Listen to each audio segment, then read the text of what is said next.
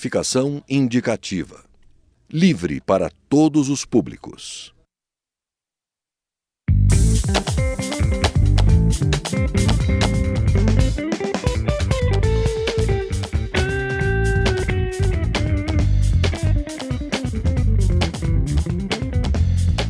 Olá. A Frente Parlamentar Mista de Atenção Integral a Pessoas com Doenças Raras assinou um acordo de cooperação com o portal Juntos Somos Raros, mantido pela Sociedade Brasileira de Genética Médica. A Organização Mundial da Saúde define como doença rara aquela que acomete até 65 pessoas por grupo de 100 mil. As doenças raras são causadas em 80% dos casos por malformações genéticas. Esse é um universo desconhecido para a maioria de nós e para tentar esclarecer os principais pontos que afetam essa população, o Brasil em Debate, da Rádio TV Câmara, vai conversar com a deputada Mara Gabrilli, do PSDB de São Paulo, coordenadora dessa frente parlamentar, e com o deputado Diego Garcia, do PHS do Paraná, coordenador da Frente Parlamentar de Doenças Raras. Deputados, para começar a conversa, para ficar mais claro, o que são doenças raras? Quais são as doenças raras? Eu vou falar um pouco de doenças raras que são muito conhecidas, né? Muito conhecidas, mas mais conhecidas ultimamente. A esclerose lateral amiotrófica, que é a ELA, é uma doença que tem ganho assim, bastante visibilidade. É uma doença do neurônio motor e ela acomete homens e mulheres, a maioria homens, e paralisa a pessoa por completo. Então a pessoa fica só restando o movimento do globo ocular, geralmente passa a respirar por aparelhos, se alimenta através de gastrostomia e mantém o intelecto totalmente preservado. É uma doença que a gente tem um físico bastante conhecido, que é o Stephen Hawking, que tem essa doença, porém a dele é muito atípica, porque geralmente leva a óbito com pouco tempo do dia do diagnóstico. E o diagnóstico é feito por exclusão, quando não é mais nada, é isso. E aí tem muitas outras, por exemplo, hipertensão pulmonar. A gente tem até aqui na Câmara, parente de uma jornalista, que com 20 e poucos anos faleceu de hipertensão pulmonar. Essas são as duas doenças onde as pessoas lidam diariamente com a morte, porque leva à morte. E aí muitas outras, como epidermólise bolhosa, por exemplo, que é uma doença de pele. E que hoje crianças no Brasil acabam ficando afastadas da escola porque tem muitas lesões na pele e não conseguem entrar num carro, que tem muito impacto. Mas você pega uma criança nos Estados Unidos com essa mesma doença, ela consegue frequentar a escola por conta da qualidade dos curativos e do tratamento. Deputado Diego, qual a população do Brasil que se calcula que seja atingida pelas doenças raras? Então, hoje acredita-se, no nosso país, estima-se que pelo menos 13 milhões de brasileiros possuem uma doença rara. Então, e até inclusive para nós listarmos esse número de doenças é muito difícil. O próprio Ministério da Saúde já listou 36 doenças, mas estima-se que existam de 6 a 8 mil doenças raras. E a maior parte delas ainda sequer tem um nome, possuem um nome. Então, estão sendo feitos ainda pesquisas, o número de pessoas com doenças raras, que é um número pequeno, um número limitado, acaba dificultando com que os especialistas, os geneticistas possam estar estudando essas doenças também. Eu, inclusive, no ano passado, através da Comissão de Seguridade Social e Família, nós fizemos uma audiência pública para falar sobre a LAM, que é uma doença também pulmonar, uma doença que afeta especificamente as mulheres, ela atinge as mulheres já na idade adulta, e essa doença traz complicações respiratórias para as mulheres, traz inúmeras outras complicações que, se não for feito um tratamento, pode inclusive levar até a morte. E nós fizemos uma audiência pública, promovida pela Comissão de Seguridade Social e Família, e após ela houve a manifestação de muitas mulheres de diversos estados de todo o Brasil, parabenizando por essa iniciativa, por estar falando, porque as pessoas que possuem uma doença rara hoje no Brasil têm muito pouco acesso à informação, ao tratamento, e acabam se sentindo abandonadas. Pois é, isso que a senhora citou, essa questão do tratamento de uma criança aqui, do tratamento lá. Quais são as dificuldades que essas pessoas enfrentam? Algumas doenças, a senhora citou a ela, talvez o diagnóstico hoje seja mais simples, mas eu imagino que doença rara, na formação, o médico já não tem contato com elas. Quer dizer, ele já não vê muitos casos, então o diagnóstico já deve ser complicado. E como é que é a vida dessas pessoas? Eu acho que o primeiro grande obstáculo é o diagnóstico precoce, porque se a gente tivesse, essas pessoas teriam mais qualidade de vida logo cedo. E assim, os médicos em sua formação, eles não têm diagnóstico precoce, doença rara, como disciplina obrigatória na Faculdade de Medicina. Isso é uma coisa que a gente está trabalhando junto ao Conselho Nacional de Educação, para fazer essa mudança, que acho que é uma mudança que a curto prazo a gente vai sentir diferença. Aí a gente chega na outra questão, que são os tratamentos e medicamentos. Então, assim, a gente tem pouquíssimos medicamentos que têm registro na Anvisa e menos ainda aqueles que são dispensados pelo SUS. Então, assim, são mais de 400 mil questões judiciais que estão acontecendo para que as pessoas tenham acesso a esses medicamentos. E além de tudo isso, do tratamento, do medicamento e do diagnóstico, ainda tem o dia a dia da vida dessas pessoas, porque hoje, pela portaria do SUS sobre doenças raras, uma pessoa com doença rara, ela tem que ir na unidade básica de saúde, que é a porta de entrada. E cadê o treinamento das pessoas para atenderem essas doenças raras na entrada, que é o posto de saúde?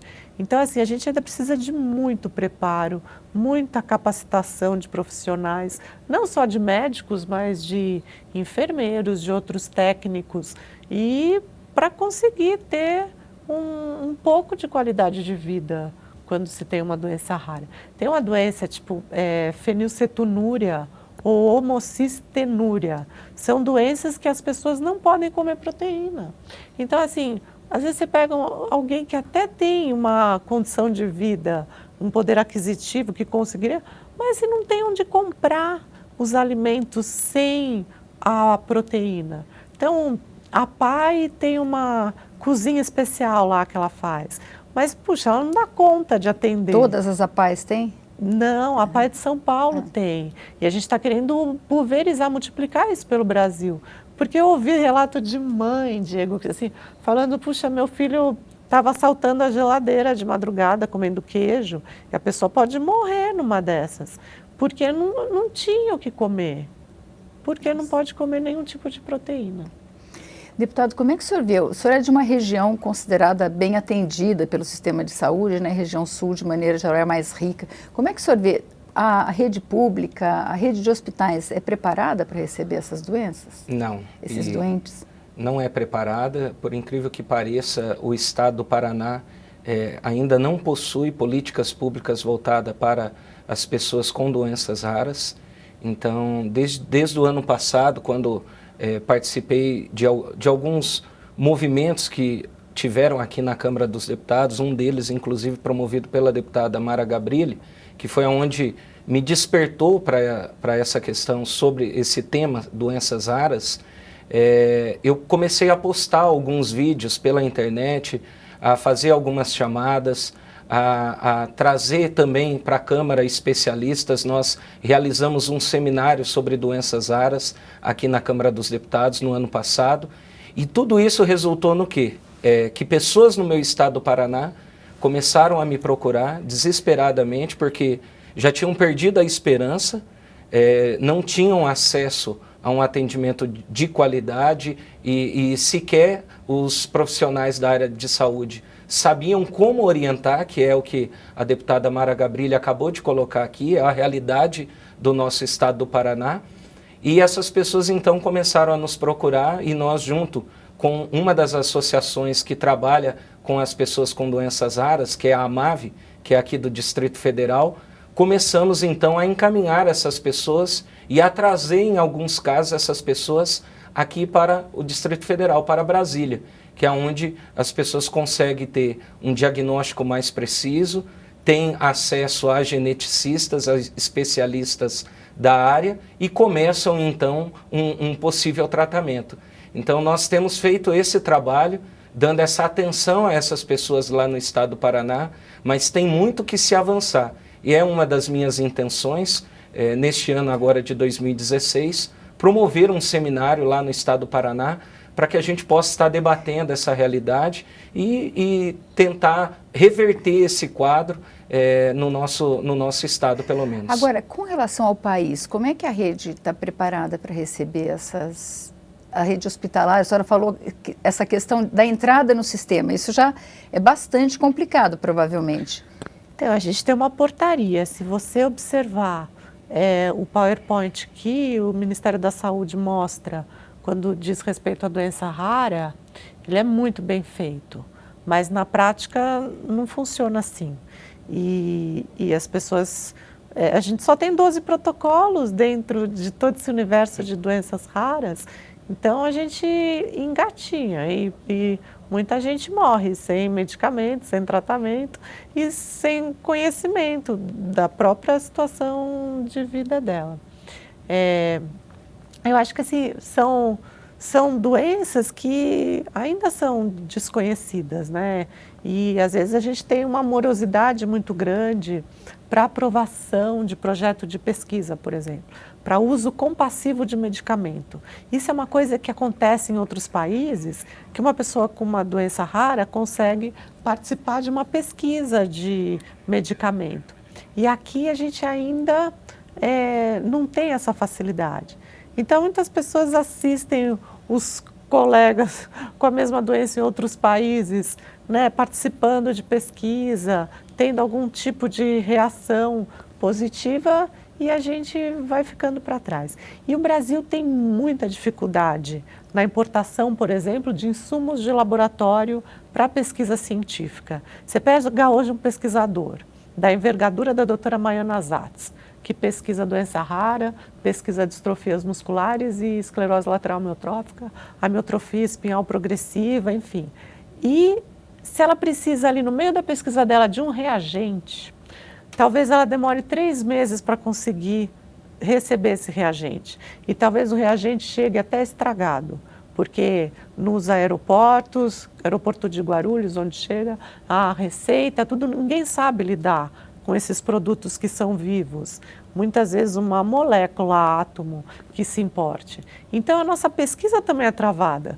A gente tem profissionais incríveis que, se você perguntar o que você quer, dinheiro, eles vão falar, não, eu quero conseguir importar sem burocracia, como acontece em países onde as pesquisas fluem, que a pessoa pede o reagente de manhã, de tarde está no laboratório. Então, a gente perde muito por conta de burocracia, de falta de desenvolvimento em determinadas áreas e as pessoas com doenças raras vão ficando. Recentemente, um lote de um componente para o teste de Zika, né, que é uma emergência nacional, ficou retido e o componente se deteriorou, enfim, eles tiveram que começar de novo o processo, como a senhora falou. Bom, a gente volta a falar daqui a pouco de pesquisa, de como o Brasil está pronto para reagir a essa situação. Até daqui a pouco.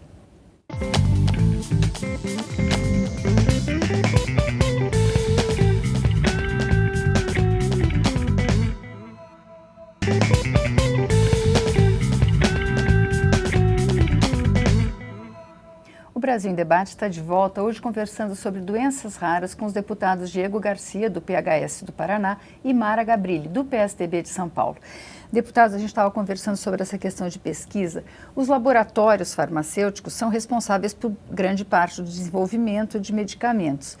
Há interesse dos laboratórios em desenvolver medicamentos para doenças que atingem muito poucas pessoas?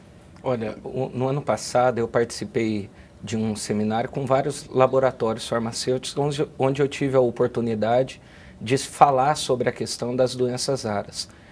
Fruto disso, e com a criação da Frente Parlamentar aqui na Câmara também, alguns laboratórios interessados já nos procuraram, porque querem estar participando desse debate, dessa discussão e querem também contribuir. O que a gente vê hoje no Brasil é que o incentivo à pesquisa é muito pequeno.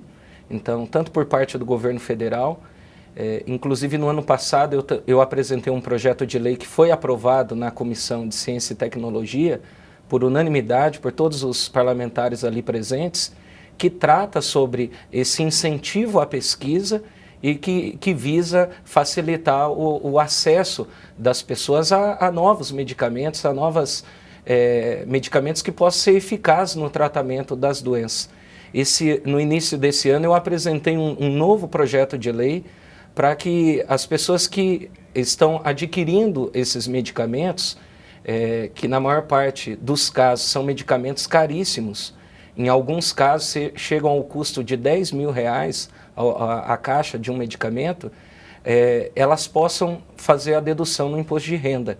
É óbvio que não vai contemplar isso, a quantidade, os milhares e milhares de pessoas espalhadas em todo o Brasil, mas são algumas ações que nós estamos tentando fazer aqui na Câmara, no Congresso Nacional, para que possa facilitar o acesso dessas pessoas ao medicamento e ao tratamento adequado. Deputada, a senhora no contato com as empresas, com laboratórios, a senhora vê esse interesse? A senhora acha que fora do Brasil há disponibilidade de remédio, há pesquisa sobre essas doenças?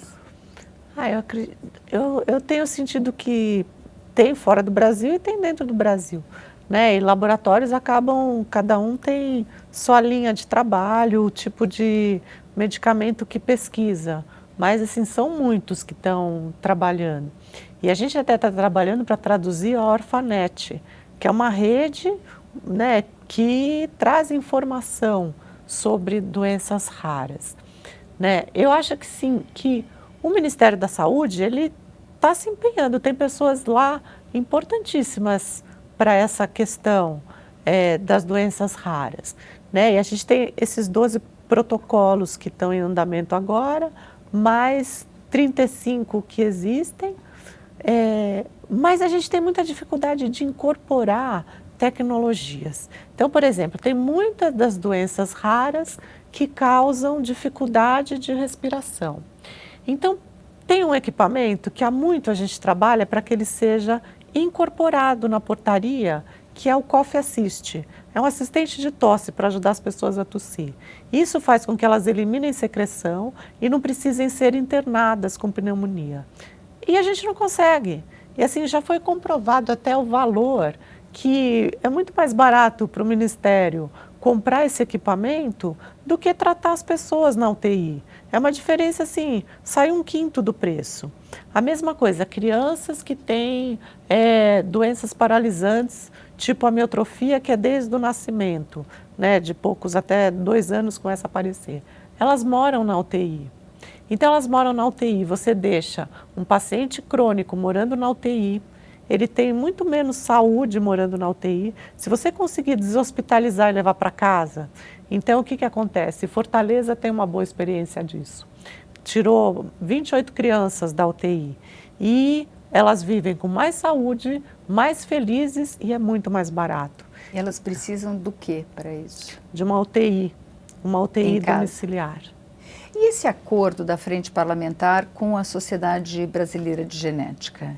Então, é um acordo, primeiro, a gente pretende trabalhar com centros de referência, mas em primeiro lugar pegar todas as assembleias legislativas do Brasil, todos os estados, para que tenham frentes parlamentares e disso conseguir disseminar informação, pulverizar informação sobre doenças raras, que é isso que as pessoas precisam, né? Tanto os familiares, as próprias pessoas, quanto os profissionais. Então, a gente tendo em todos os estados, né, uma referência em doenças raras, começando nas assembleias, a gente começa a fazer uma rede, né? E tudo que a gente conseguir trabalhar em conjunto, né, em equipe, e todos trazendo informação, buscando informação, recebendo informação, com certeza a gente vai mais longe.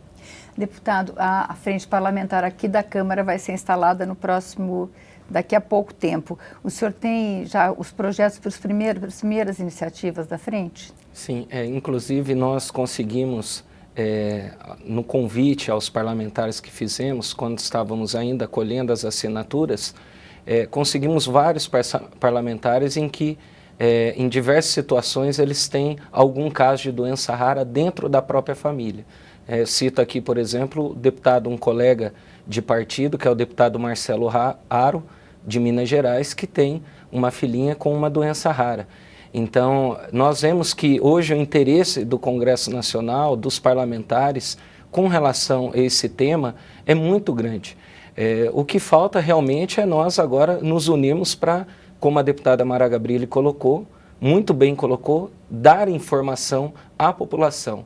E eu vejo um fato bem complicador, que eu espero trabalhar em cima disso, que é com relação às nossas pequenas cidades, as cidades de interior.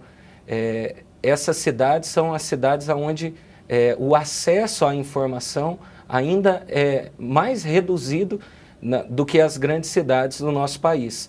Eu venho de uma pequena cidade no interior do norte do Paraná, e nós vemos a realidade ali onde possui nas cidades diversas pessoas com doenças raras, mas que sequer tinham acesso à informação. Então, eu acredito que um dos trabalhos principais da frente vai ser esse também, de estar promovendo seminários, promovendo essa discussão, esse debate, envolvendo os deputados estaduais, envolvendo as lideranças políticas de todo o nosso país, para que possam abraçar essa causa, possam se unir e a gente possa trazer informações e lutar muito também pelos centros de referência que a deputada Mara Gabrilli colocou, que hoje praticamente não existem no nosso país, não existem nos estados. O meu estado do Paraná não tem um centro de referência e acaba dificultando o acesso dessas pessoas a um tratamento adequado. Então, eu penso que se a pessoa lá no interior, ela identifica que tem uma doença rara, ela tivesse um norte, um caminho, para que ela pudesse ir buscar um tratamento adequado, isso já seria um diferencial. E hoje, infelizmente, os nossos estados não possuem, não estão dando esse suporte, essa atenção a essas pessoas com doenças raras. Deputada, em termos legislativos, a senhora citou a questão das importações, que isso tem que ser mais acelerado. O que a casa pode fazer para melhorar a situação? Olha, para começar, a gente tem uma portaria, a gente não tem lei que regulamente a política pública de doenças raras. Então, é um trabalho que a casa pode fazer. Depois tem projetos tramitando, que já passaram até pela minha relatoria, que desburocratiza a importação de insumos de laboratório para pesquisa científica. Tem projetos, tem um de minha autoria também na área de doenças neuromusculares, para que essas pessoas tenham atendimento prioritário.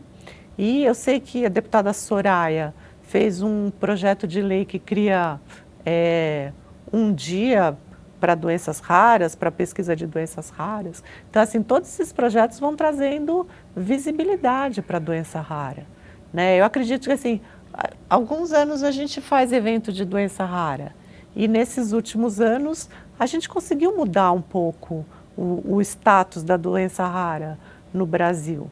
Embora a gente ainda esteja engatinhando, mas a gente está trabalhando para que a gente consiga os medicamentos de forma mais fácil. A gente tem os medicamentos órfãos, que são assim caríssimos e que são pouquíssimas pessoas que utilizam, né? Então, assim, é difícil você trabalhar nessa área porque, puxa, como é que a gente compara uma vida a outra vida, né? Quantas pessoas precisam de um Tilenol e quantas precisam de um outro medicamento que é órfão? É difícil lidar com isso, mas a gente tem que dar um jeito. Bom, e a gente vai continuar acompanhando. Muito obrigada, deputada Mara Gabrilli. Muito obrigada, deputado Diego Garcia. O Brasil em Debate termina aqui. Agora você pode rever ou compartilhar este e outros programas na nossa página, câmara.leg.br/Brasil em Debate. Obrigada pela audiência e até a próxima.